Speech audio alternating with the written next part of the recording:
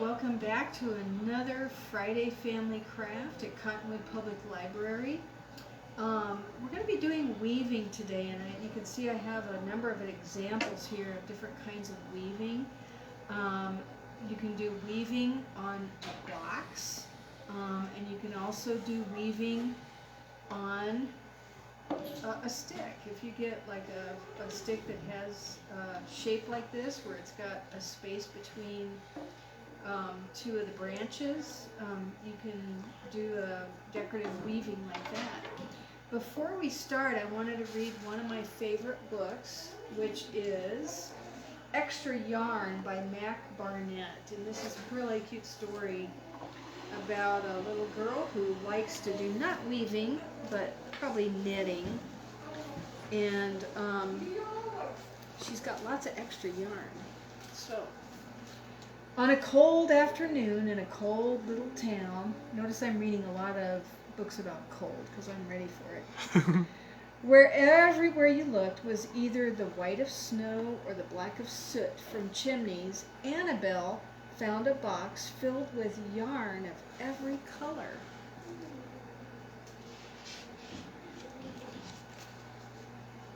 So she went home and knit herself a sweater. And when Annabelle was done, she had some extra yarn. So she knit a sweater for Mars too. That's her little dog. But there was still extra yarn.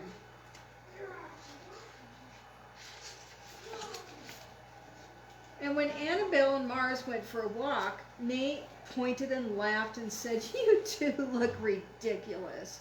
"You're just jealous," said Annabelle. "No, I'm not," said Nate. But it turned out he was. And even after she'd made a sweater for Nate and his dog, and for herself and for Mars, she still had extra yarn.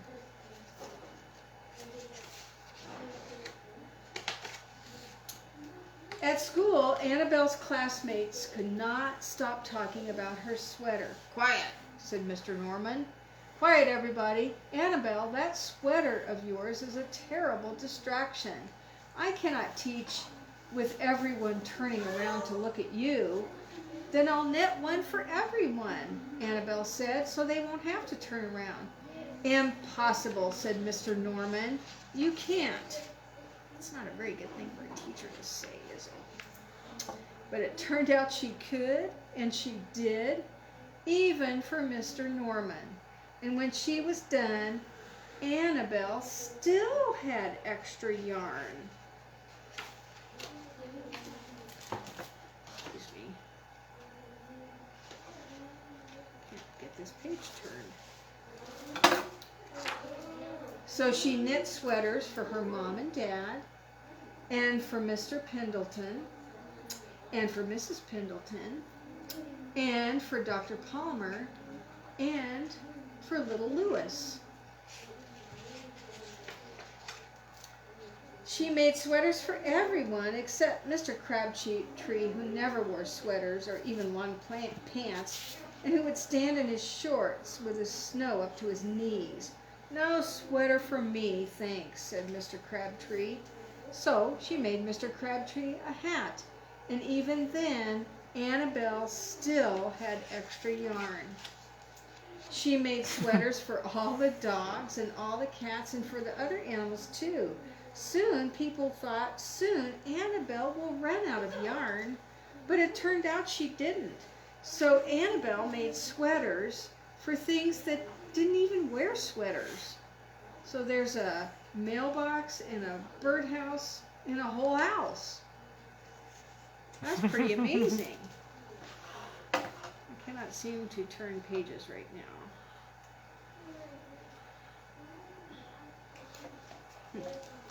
Look at that, the whole town. Things began to change in that little town.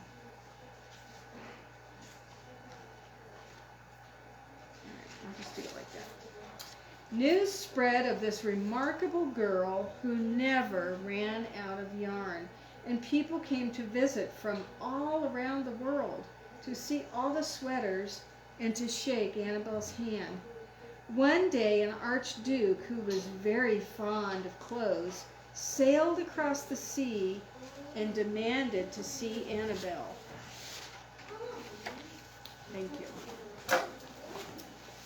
"Little girl," said the Archduke, "I would like to buy that miraculous box of yarn, and I'm willing to offer you $1,000,000. "No, thank you," said Annabelle, who was knitting a sweater for a pickup truck. The Archduke's mustache twitched. "2,000,000, he said. Annabelle shook her head. "No, thanks." "10,000,000, shouted the Archduke. "Take it or leave it." "Leave it," said Annabelle. "I won't sell the yarn." And she didn't. So that night the Archduke hired 3 robbers to break into Annabelle's house, and they stole the box and took it to the Archduke, who set off across the snow and sailed over the sea back to his castle. The Archduke put on his favorite song and sat in his best chair, and then he took out the box and he lifted its lid and he looked inside. His mustache quivered, it shivered, it trembled. The Archduke hurled the box out the window and shouted, "Little girl, I curse you with my family's curse. You will never be happy again." But look what happened. The box came back to her. It turned out she was happy, because the box still had yarn for her. And that is extra yarn.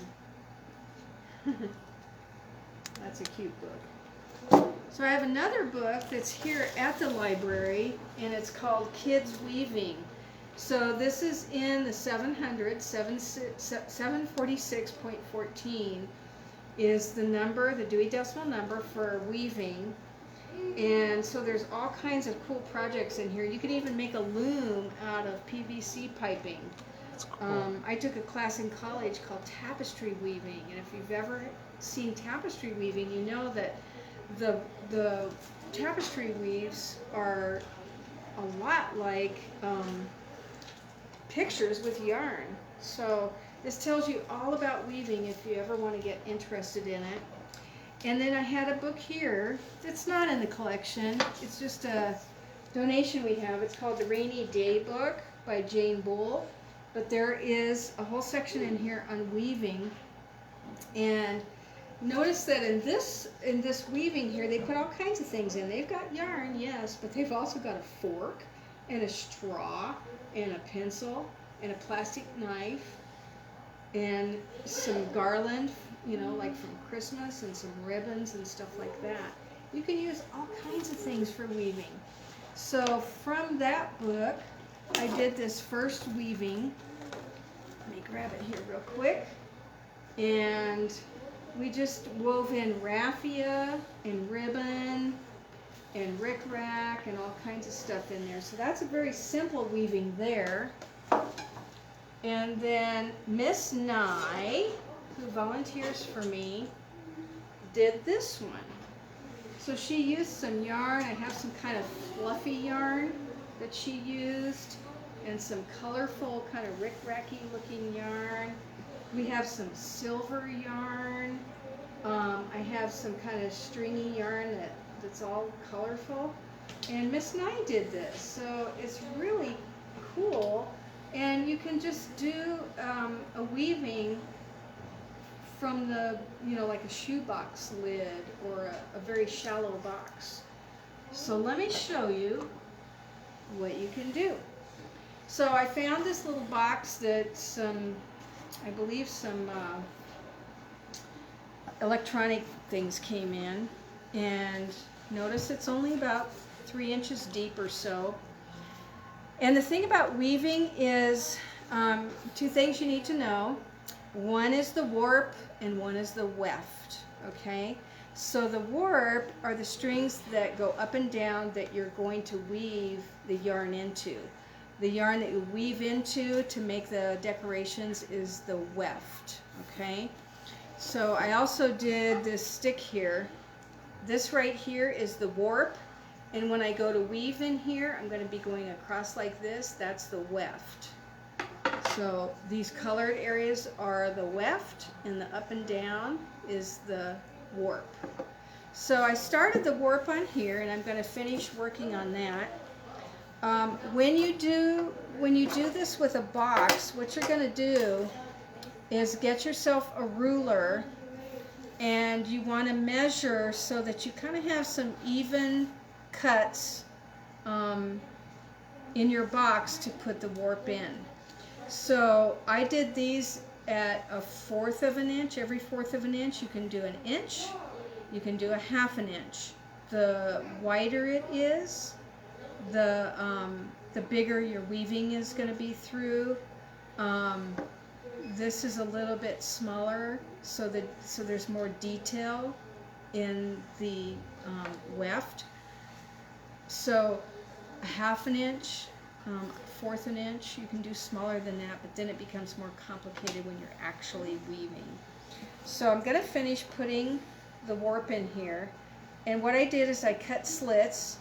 If your box is thin enough, you can cut slits with scissors. If not, you may have to use one of those razor blade things, which I actually had to do with this. So let me get a couple of these in here. So all I'm doing is pulling my warp yarn, sliding it into the cut that I made, wrapping it around, and sliding it into the one next to it, back up to the top, slide it into the next one over, and wrap that around. Come on. Could you use a shoebox, Miss Joyce, or that's probably Yes, not... you could you could use a shoebox. Yeah, the shoebox is a little deeper, and this is pretty deep. The ones I did were not quite as deep, only about 2 inches. Or like a box that clementines come in. Well, no, that'd be wood. Well, I mean, you could make saw cuts to True. to put your warp in. If you had a saw, you could do it in a shallow wooden box. Okay, so my warp is on there. Okay, I'm just going to cut this off here. I'm going to maybe wrap it around a little bit if I can, just so that it stays. Okay, so this is all ready to start weaving in. Now, because these are kind of close together, I'm going to use a little shuttle. Shuttles in regular weaving are sometimes plastic, sometimes wood, but it's something that you connect the yarn to so that you can go over, under, and you don't have to like use your fingers, which is kind of clumsy. So I'm going to start with kind of like this fluffy stuff here and see what happens. I'm going to slide this in here and just tie it so that it stays on. This is really cool stuff. Okay, so my shuttle is tied on here, and I'm going to start at the top. And what you want to do in weaving is over, under, under. And you've got to try to remember, you know, what you did before. Did you do over, under, over, under, over, under? And you just keep doing that. Okay, so I'm going to pull this through. Okay, I still need to do another over and under. Now, I'm going to pull this all the way through because I want to keep going with this fluffy stuff. Okay, now I'm going to leave a little bit hanging because I don't want it to go all the way through and have to start all over again. And also, as I work, I'm going to be fluffing this up and pushing it up towards the top. Okay? Now, I got to come back with my little shuttle here. I got to remember that when I brought this through here that I was under, now I have to go to the next one and go over. So I do the opposite of what I did last time. I go over and under, over and under.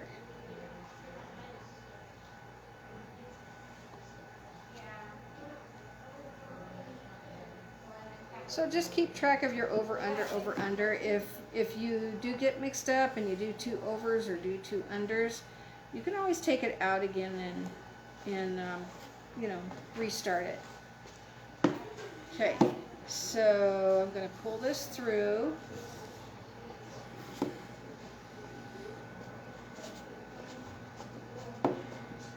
And because this is so fluffy, I want to keep fluffing it up and have it kind of stick out just a little bit. Okay? Gotta pull it through a little bit more. Oh, I did 2 unders. So I'm going to have to go back. It's hard to keep track because this is so fluffy. It's fun stuff though, it feels good. Okay, I stopped at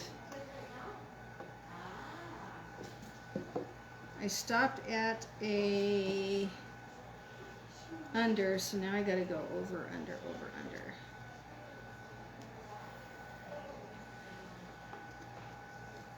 Okay.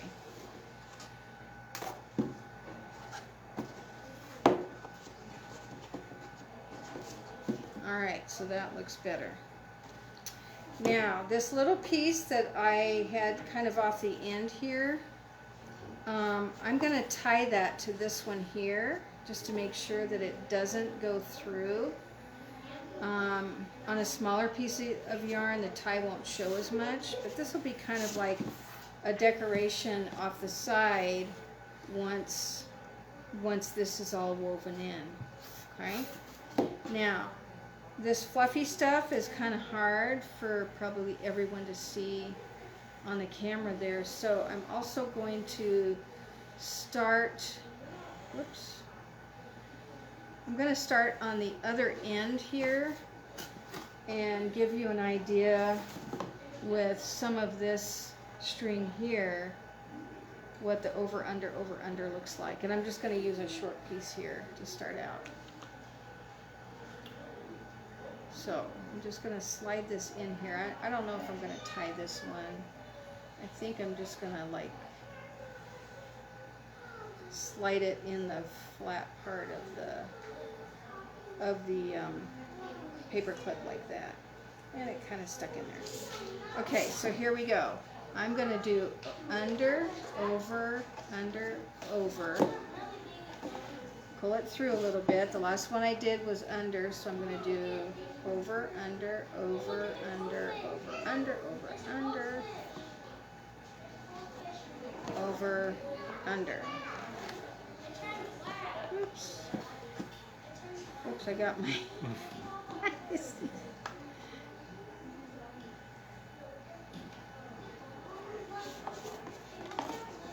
Okay, so that's what it looks like there.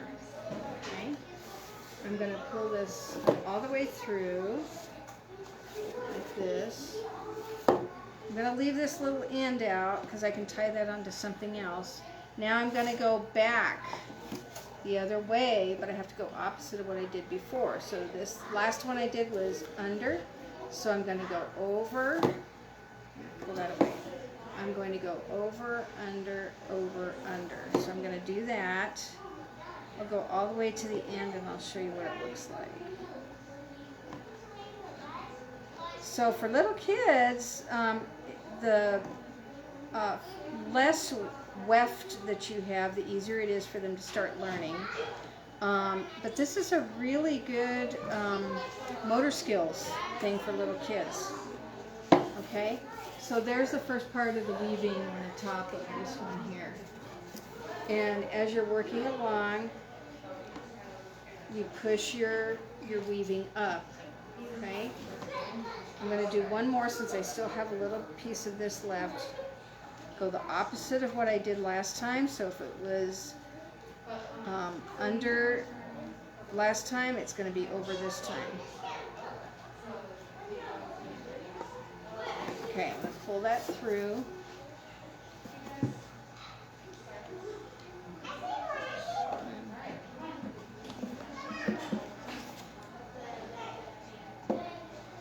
And push it up. Oh, that's pretty. And you can kind of start seeing, you know, how the weaving looks.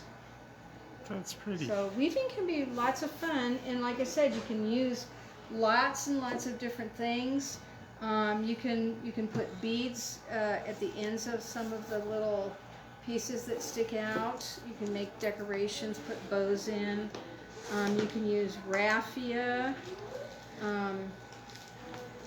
to weave through if you want. I mean, just all kinds of things that you can weave.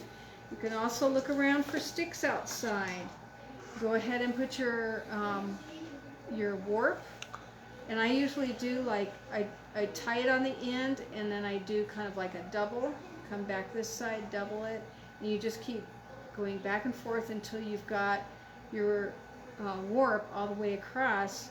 And then when you start weaving, let me find the end of this. It's going to be a little more complicated with a stick because the warp is not as even, but you would just start out here and you would go under, over, under, over, under in each section that's going on here. Miss Joyce, I have a question. With your warp on the stick, how did you tie it off? Like, is it where your hand is? Is that where you tied it off? Yes, or? it's tied off right here, Okay. and it's tied off right here. Okay. Yeah. So because you want it to be tense when it's you going. do want it to be pretty tight. I mean, it's a Okay. little loose, like right there, but this one was like a little bit loose too. That's really You can cool. see that it moves a little bit, but you know, you can kind of get some neat decorations in there.